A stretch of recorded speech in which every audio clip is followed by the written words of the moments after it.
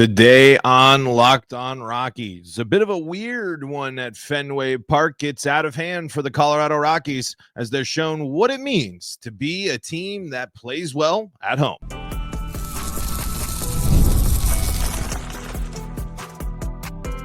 You are Locked On Rockies, your daily Colorado Rockies podcast, part of the Locked On Podcast Network, your team every day. Rock on Rockies fans, welcome into the Locked On Rockies podcast for today, the 8th day of July in the year 2025. I'm your host of the Locked On Rockies podcast, Paul Holden, bringing you your daily Colorado Rockies talk right here on the Locked On Podcast Network, where you can find your team every day. If your team is the Colorado Rockies, you're in the right spot because that's what we do around here each and every day, free and streaming on your favorite streaming services and on the Locked On Rockies YouTube channel, where you can be part of the show. You can fire off your Rockies hot takes. You can let me know what's on your mind when it comes to the Colorado Rockies. As on today's show, we're going to talk about the Rockies' loss to the Red Sox in the series opener, and of course, the demotion of Chase Dollander to AAA. Before we dive into everything today, I want to let you know that today's episode is brought to you by FanDuel. Right now, new customers can get $150 in bonus bets when your first $5 bet wins. So this game. This game to start things off with the Rockies against the Red Sox. It was one that had a lot of weird stuff, right? We had a ball that hit off the ladder of the Green Monster to start things off. We had a really nifty missed tag at third base that looked like it could open the door for the Rockies there. We had some up and down performance from Austin Gomber, moments of greatness, moments where he misses his pitches and gets punished for it.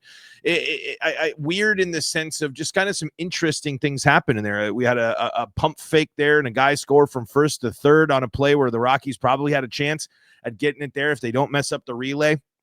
A lot of interesting kind of small things happened throughout this ball game. And to top it all off, what I think is, I don't know if this falls into the quote unquote weird category, but just kind of an interesting wrinkle in this game. First time Trevor Story's actually ever played the Rockies ever since leaving the club. He's been injured all the other times that the Rockies and Red Sox have matched up.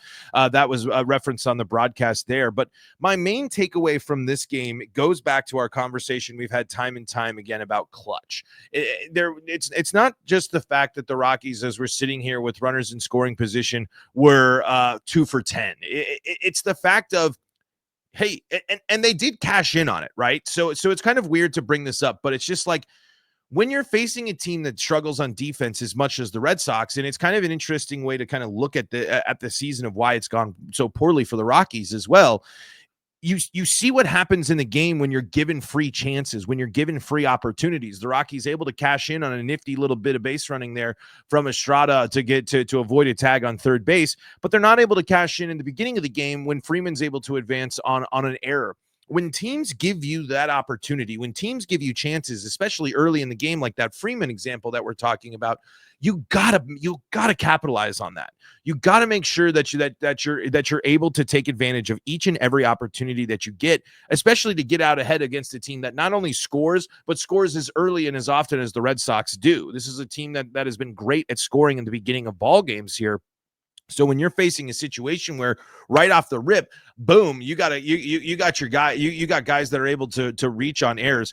I think it was Freeman. Was it Freeman that reached on an error? Technically, he was able. He had the hit there, so I'm not quite sure if that was the error there. But let me see. Let's see if I can see the seventh inning and something in the first there. But anyway. It's kind of surprising to see that Trevor Story is part of those errors as well when you think about the caliber of defense that he plays on the opposition. But my point is, it just kind of goes to show you that when you're struggling and when you're a team that loses as often as the Rockies, you don't fully capitalize on those chances that the opposition gives you. Like you said, they were able to have Ryan McMahon come up and do that great challenge. And that wasn't a challenge, but great way for Warren Schaefer to come out there and talk to the umpires and get them to have a conversation about making the right call. There's just those type of things will add up. And when you get those chances to do the damage, when you get those opportunities, you got to cash in. And that just kind of goes in with just the fact of when you have opportunities in general, you got to cash in. 2 for 10 with runners in scoring position again here. That's ample opportunities to stay in this ballgame, to pull ahead in this ballgame in certain situations here. Farmer, Freeman, Tolia all going, and Fernandez all going over, and Ritter as well, all going over with runners in scoring position. Good to see that McMahon and Doyle were able to do some damage. But on the flip side there, man, that Doyle at bat in the ninth inning, just so frustrating. The ninth inning in general, so frustrating when the Rockies are able to start things off with the Ryan McMahon double, able to do that, and then it's just strikeouts. It's just not even looking competitive at the dish. Those strikeouts in the ninth inning just did not look like they were prepared for what the bullpen was throwing from the Red Sox there. It just looked completely outmatched, and that just kind of adds to it. So that's kind of my first thing here. And then mixed again, of course, with the pitching just was not up to snuff. This is a good offense in an offensive friendly environment, and the Red Sox capitalized. They took a game that was close. They took a game where the Rockies had opportunities to get back in it and keep it close. And it was a close ball game up until basically the seventh and the eighth there, where the Rockies bullpen started to struggle. The Rockies bullpen has been a solid piece for them, but certainly not tonight here with the bullpen allowing half of the runs allowed in this ball game. 2 earned runs allowed by Kinley, 2 allowed by Rolison there, and 3 total home runs allowed by the Rockies pitching staff in general. A good offense here, an offense that's been swinging the bat well, took advantage of one of your weaknesses, as of the fact that this team gives up home runs. This team can't hit the locations and key spots, and they give up pitches. Look at how Austin Gomber reacted at his pitch. Their pitch selection, this just kind of goes back with, I think there's a lot of examples in this game with the criticism of this team just does not seem like they are putting themselves in the right spots. They don't seem like they are analyzing the game to make sure that they're using their tools effectively, that they're putting themselves in the best position to be successful. They're throwing the wrong pitch in certain situations. They're not hitting their spots.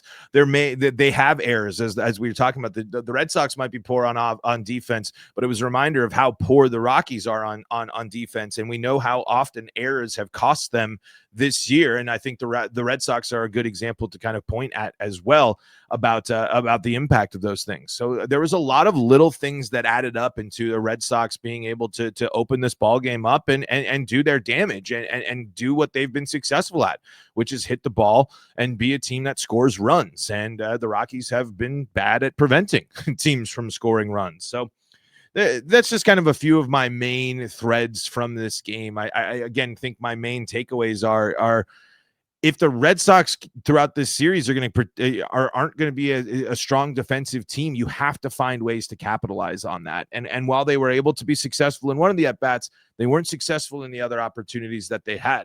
And it just goes back to my belief that this team, it just does not have anybody that is really unlocking that clutch factor. We've seen Hunter Goodman step up in moments this year. Certainly we've seen some big moments and big at bats from some guys, but in this game where it's just like, okay, like we're starting to run out of time. Okay. There's runners in scoring position. Okay. You're starting to threat. There's no one that you're 100% confident in the Rockies lineup to do damage. Maybe outside Tyler Freeman, I guess, but his damage is different when you're talking about a guy that's at the leadoff spot and it isn't necessarily doing his work on the power side. So my focus is it just is, man. It's I don't think just if you turn one instance around of an error that the Red Sox do, that you completely change the fortune of this game.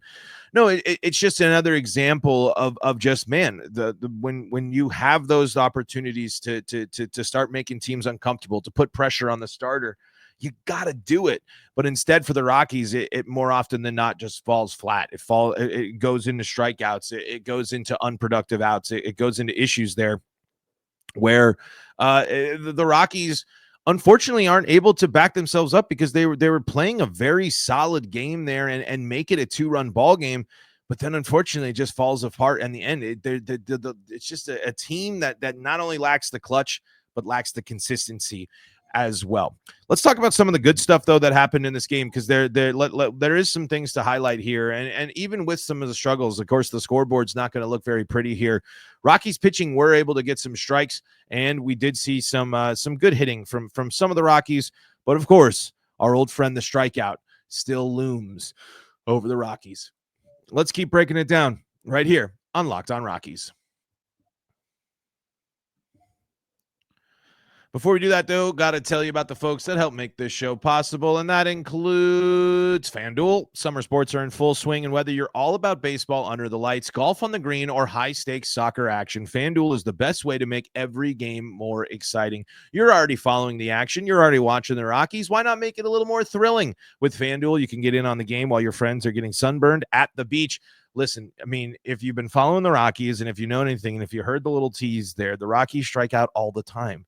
So if you listen, we don't love going against our guys, but taking the Rocky or the over on starter pitchers or team strikeouts against the Rockies, it's usually a pretty good idea. FanDuel can track your favorite matchups, and the app keeps it fresh with new daily promotions and fun ways to bet. Whether you're placing a same game parlay or watching a bet right into the ninth inning, FanDuel can make you feel like you're part of the action. If you're new to FanDuel, new customers can bet just $5 and get $150 in bonus bets if your first bet wins. Open the FanDuel app today or visit FanDuel.com to get started and bet $5. And when that wins, you're going to get $150 in bonus bet if your first bet wins. That's at FanDuel.com.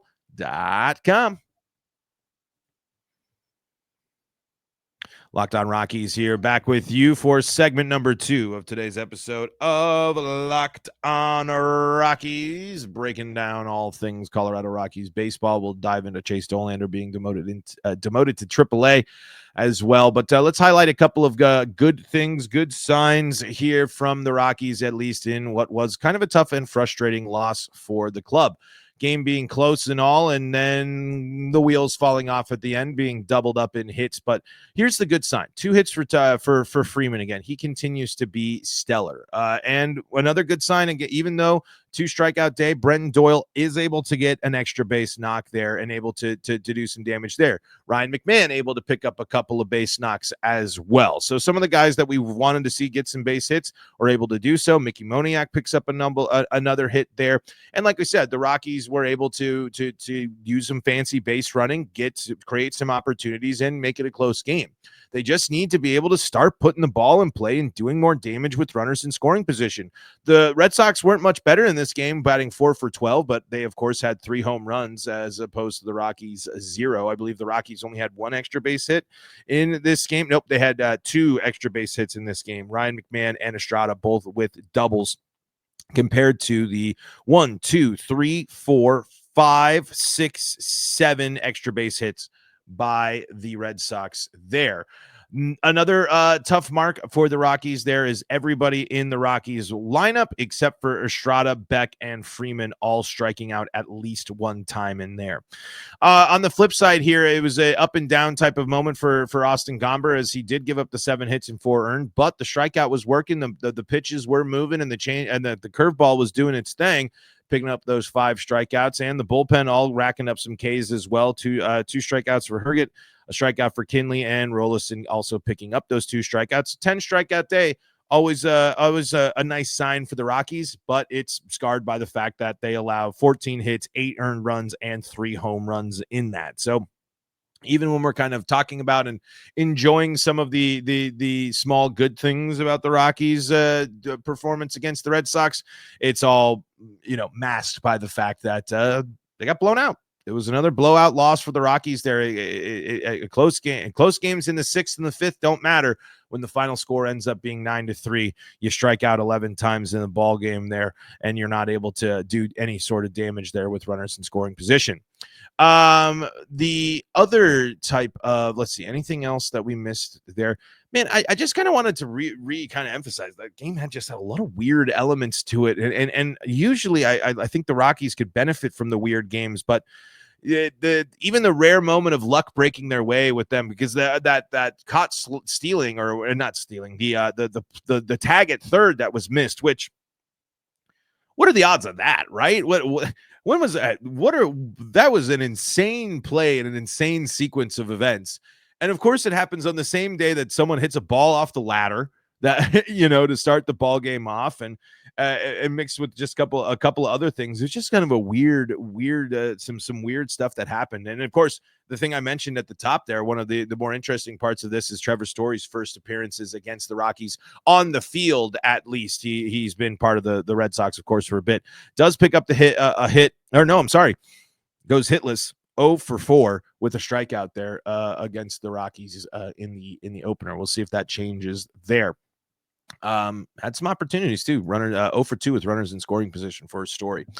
But the other big news of the day was the Chase Dollander demotion back to AAA, and I'm not too worried. Like, I'm worried overall about the Rockies' ability, about player development and about all these things for the Rockies. But I don't think that Chase Dollander going down is a bad move at this point. He needs to be able to kind of sharpen up a little bit, maybe get that confidence back of being able to get those guys out, drive those numbers down a little bit at the minor league level, and help him get back into a position of confidence. Because as the broadcast even mentioned, the stuff is good, the velocity is great. Coors Field's just been a big challenge for him this year, and as it is for a lot of Rockies pitchers. It is, of course, the struggles of pitching at altitude have been something that has plagued the Colorado Rockies for their entire existence. So it's no surprise to see this guy struggling a little bit with this, but you just hope that some of those numbers, some of the kind of deeper analytics start to get a little bit better for Chase when he goes back down. We have seen some Rockies, and it's not, you can't say the same for offense and pitching. It's not the same, but we have seen some guys when they go down and hit the reset button a little bit are able to start building up their confidence, start building up those abilities, start putting together some solid stretches of performance, and that's going to help them because the Rockies will return to these guys. They should continue to provide opportunities for these guys throughout the rest of the season. But I think right now is a good moment to kind of hit the pause button. You got the All-Star break coming up here in a little bit anyway. Let Chase go down there and start going up against some guys where he can start really getting a command and control of his stuff to start building up the mojo and stuff and feelings a little bit more, because it has to be shown that stuff is legit. And I think right now is a good chance for him to get reminded of that, and a reminder that it's just kind of, his experience in the minors and before coming up, it was very quick. So the Rockies were counting on Chase and looking at him a lot earlier on in the development timeline and the development cycle for a lot of guys. So I don't think that he should be looking at this as a sign of failure, or we should be overly panicking. There are some certainly the concerns about Chase and the strikeout rates and the hard hit percentages and things like that are pretty concerning about his first stint in the major leagues. But it's still too early in the career and still too early for me to start really, really panicking about that stuff, especially when we see what he's capable of. So maybe just a little bit of retooling, maybe a little bit of some adjustments. He has a lot of examples to look at and a good sample size to pull from Major League pitching and what he's seen at this level. So he's going to be able to hopefully take that as he continues to work on it and grow through the season. There is still time. I think that is what's lost in all the tough spots of the season here, is that there are some of these guys are very early on in the development timetable. The Rockies playing Ryan Ritter and Youngkill Fernandez in the lineup, a lot lately right now. There are a lot of guys that certainly are still very early on in their careers that need to be given allowed development time. And so that's why I'm not sitting here and having a total panic, but there are things, there are things to be concerned about, and the Rockies' track record about developing some of these guys and really getting them into the right positions, the best positions to be successful and be able to help out the team. So that's the other big piece of Rockies news coming up this week. So again, I don't think it's something that has to sound every alarm, but it is something we should be keeping our eyes on. We should be keeping our eyes on how Chase does when he gets down to that level. If he's able to be successful, if he's able to pick up, if he's able to kind of match what he's done, especially on the road this year for the Rockies, that's going to be an encouraging sign. And that's going to be something that you can look at and say, like, hey, this is what we were hoping for. This is what we were looking for here as the young pitcher is trying to continue to navigate not only a difficult pitching environment at Coors, but a difficult season there. No matter what the people say about the vibes and everything and the energy about the Rockies these are a lot of guys, especially these younger guys, more often than not have come from successful programs or playing successful and winning baseball for most of their lives. And now to be going through the challenges of what the 2025 season is for the Colorado Rockies, I think that is a factor on the mental health of these guys, especially these young guys, as the franchise is in a bit of a turmoil here, as there's certainly all the question marks and what is the true impact? What is the true what will be the true change that the Rockies see as a result of this season? So that's kind of my thoughts on Chase Dollander there. We are going to wrap things up by looking ahead to the next matchup in Rockies and Red Sox, and get ready for more Rockies baseball coming up in segment number 3 of today's episode of Locked On Rockies.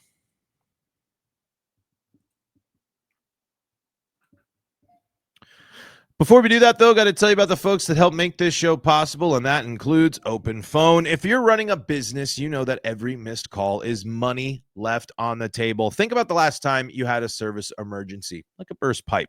If the first plumber didn't answer, did you wait? No, you called the next one, obviously. That's why having a reliable business line is so important, and that's why you need OpenPhone.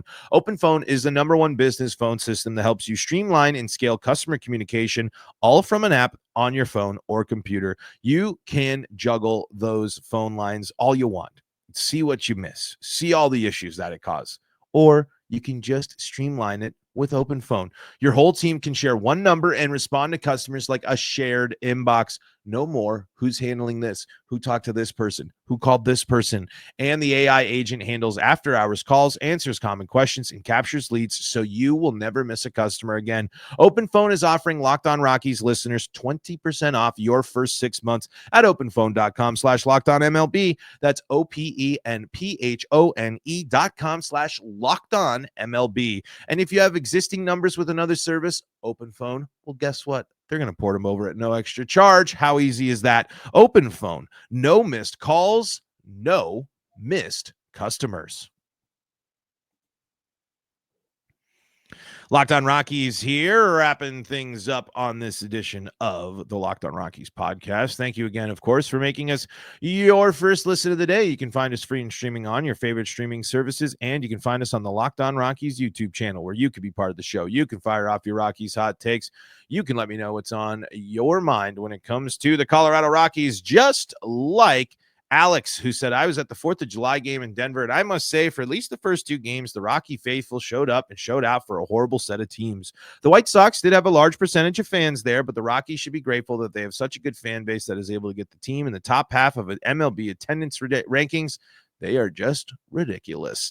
I will say this, there, it kind of people love that fireworks show, man. They put on, it has been above and beyond and more proven that the Rockies are really good at their promos and really good at fireworks, because if you can have a sellout crowd, because there has to be some people that sat there and said that, is the fireworks show worth watching Red Sox, White Sox? And I'm sorry, not Red Sox, White Sox, Rockies, White Sox. And then they, and not only to stand that, to watch them lose and then stay for the fireworks, there is that dedication to the team, or is that dedication to the promo? I'll let you decide. But, Alex, I appreciate you shouting out the Rockies fans. People ask, why do you support? Why do you do this? Well, hey, man, this is what we do. We're Rockies fans, whether you like it or not, there are people that are fans of the franchise, fans of the team, and fans and people that want to watch baseball there, that want to watch Rockies baseball specifically. And to just kind of vilify them for supporting a team despite the ownership is, I don't know, it's just not the best way to do it. It's a deeper and more complicated thing than that. But especially when it's like, hey, go enjoy some 4th of July fireworks and some baseball. It's okay. It's not going to make you, because I promise you, there are a lot of other factors that are preventing Dick Mumford from selling this team as well. You're not a traitor if you enjoyed your 4th of July at Coors Field. Okay, away from Coors Field, the Rockies find themselves, of course, as they have lost game 1 to the Boston Red Sox of this 3-game set. In game number 2, the Rockies are going to go with Kyle Freeland, who is 1-9 this year, 5.49 ERA, a whip of 1.58 over 83 innings pitched here, allowed 112 hits, 61 strikeouts, 20 walks to 9 home runs. So this is another situation here. We talked about it. The Rockies weren't able to do much damage against the starter here in the first game for in this one. But Brian, I think is it Brian or Brian? Bello here is 4-3 with a 3.42 ERA, a whip of 1.38 over 76 innings pitched. He's allowed 72 hits, so not as many hits, but 55 strikeouts in that time. So got some ability to strike people out. But here's the kicker here: 33 walks. 8 home runs allowed here. So these are some numbers here, like we've been kind of focused on and kind of talking about here. These are weaknesses. These are the things that you can exploit here if you're the Rockies. If you can have good patient at bats, if you can get some free passes, which the Rockies did get 3 of in the opener there, in the opening series there, and 2 of the only one of them coming against Fitz, but getting a walk late there, getting a handful of walks throughout the game. 3 walks is a nice added boost there. If you're able to once again take advantage of a team that walks mixed with a bad defense, that is the type of recipe you're looking for to start opening up something big here, as the Rockies are looking to avoid even getting closer and closer to that 100 loss mark, as they are now found themselves at 21-70. But again, that 33 walks to only 55 strikeouts, that's not the most dominant type of line that we've seen there. And the fact that the home runs, 8 of them, it's something that the Rockies we've seen moments of, we've seen glimpses of, but it'd be really great to see the Rockies start blasting the ball a little once again. Have Hunter Goodman uncork on one there, a couple of hard hit balls there, but the Rockies are going to need to be able to do damage with extra base hits there. But so that's something to watch going into this. We've seen this a couple of times now, where the pitchers that the Rockies are going up against of late, they don't necessarily have the most impressive lines. Some do, of course, but we've seen a little bit more of the average kind of MLB pitcher. Some guys that aren't necessarily, aren't Cy Young candidates. They're not DFA or wave candidates either. But this is a situation where you got to be choosy. Again, the umpiring and the officiating has been a little weird in terms of the strike zones, I think, lately for the Rockies. But this is a moment where you're looking at that and you're saying, okay, patient, good at bats are going to help us be successful. And if we can limit the strikeouts and not strike out double-digit times and be able to draw some walks, do some damage, take advantage of those runners in scoring position, you can find yourself in a situation to win this ball game, I think. I mean, you have to be able to start looking for those little things that can start getting you a leg up. But on the flip side, it's going to be up to Kyle Freeland to keep this game. Has to be the strong Kyle Freeland that we're looking for, because just like we're talking about the Rockies being able to take advantage of some of these issues, Kyle Freeland's allowed 9 home runs. He's allowed 112 hits, and this is going up again in a whip of 1.58. And we're talking about a team that has been very, very good on offense and very, very good on offense at the beginning of ball games here in the Boston Red Sox. So this is a moment again where when you're looking for Kyle Freeland, we were talking about the veterans here needing to start stepping up and being the guys that we can count on in situations. It's going to start right there with Kyle Freeland as well. It starts with the offense being able to match the tone and do damage and get out and get after it early. But it's also going to be up to Kyle Freeland to making sure that he's bringing his stuff, he's hitting his spots, he's able to execute on strikeout pitches when he needs to, and keep this game a close one.